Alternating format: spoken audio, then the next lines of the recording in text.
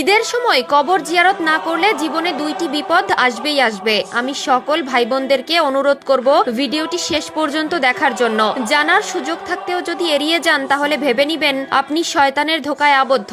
আপনার ইমানের চেয়ে শয়তানের ধোকা শক্তিশালী। ঈদের দিন কবর জিয়ারত না করলে যে বিপদের সম্মুখীন হবেন তার মধ্যে একটি বিপদ দুনিয়াতে আর ২ নম্বর বিপদটি পরকালের। রাসূলুল্লাহ সাল্লাল্লাহু আলাইহি ওয়াসাল্লাম উম্মতদেরকে সতর্ক করে দিয়েছেন, কারণ এই বিপদ থেকে ক্ষমা পাওয়ার সুযোগ নেই। প্রিয় দর্শক, আপনি যদি রাসূলুল্লাহ সাল্লাল্লাহু আলাইহি ওয়াসাল্লামকে ভালোবাসেন অবশ্যই আলহামদুলিল্লাহ কমেন্ট করবেন এবং শেয়ার করে সকল মুসলিম ভাই বোনদের জানার সুযোগ করে দিবেন। রাসূলের হাদিস শেয়ার করা এবং অন্যকে জানানো আমাদের ঈমানি দায়িত্ব।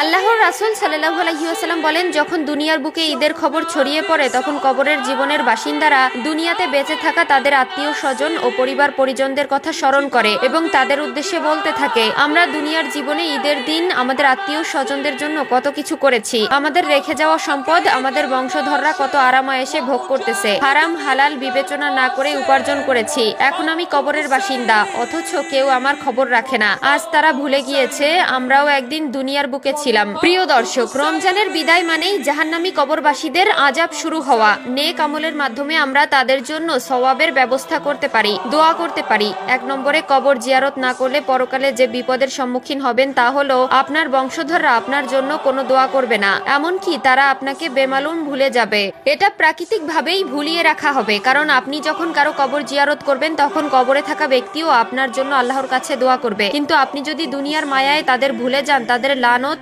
আপনার জীবনে ও কবরের জীবনে একই অবস্থা হবে। মনে রাখবেন, আপনার থেকেই আপনার পরবর্তী মানুষগুলো শিখবে।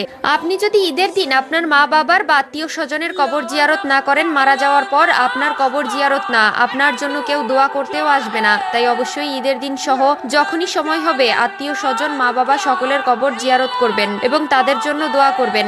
২ নম্বর হলো, ঈদের দিন কবর জিয়ারত না করলে যে বিপদ জীবনে নেমে আসে সেটি হলো দোয়া কবুল না হওয়া। এটি সত্যি জীবনের একটি কঠিন বিপদ। আপনার দোয়া কবুল না হলে আপনার ইহকাল পরকাল দুইটাই যাবে। আল্লাহ যদি দোয়া কবুল না করে, আপনাকে ক্ষমা না করে, তাহলে আপনার জীবন বৃথা। আপনার দোয়ার অপেক্ষায় থাকা, আপনার নেক আমলের অপেক্ষায় থাকা কবরবাসী মানুষগুলোর লানত ও আত্মচিৎকার আপনার উপর থেকে আল্লাহর রহমত উঠিয়ে নিবে। আপনি আল্লাহর কাছে যতই দোয়া করুন না কেন, আল্লাহ তাআলা আপনার দোয়া কবুল করবে না। তাই হেলায় জীবন না কাটিয়ে কবরের জন্য উপার্জন করুন এবং মৃত মানুষগুলোর জন্য দোয়া করুন। রাসূলুল্লাহ সাল্লাল্লাহু আলাইহি ওয়াসাল্লাম উম্মতদেরকে সতর্ক করে দিয়েছেন, কারণ এই বিপদ থেকে ক্ষমা পাওয়ার সুযোগ নেই। মহান আল্লাহ তাআলা সবচেয়ে বেশি অপছন্দ করেন শিরককারীকে।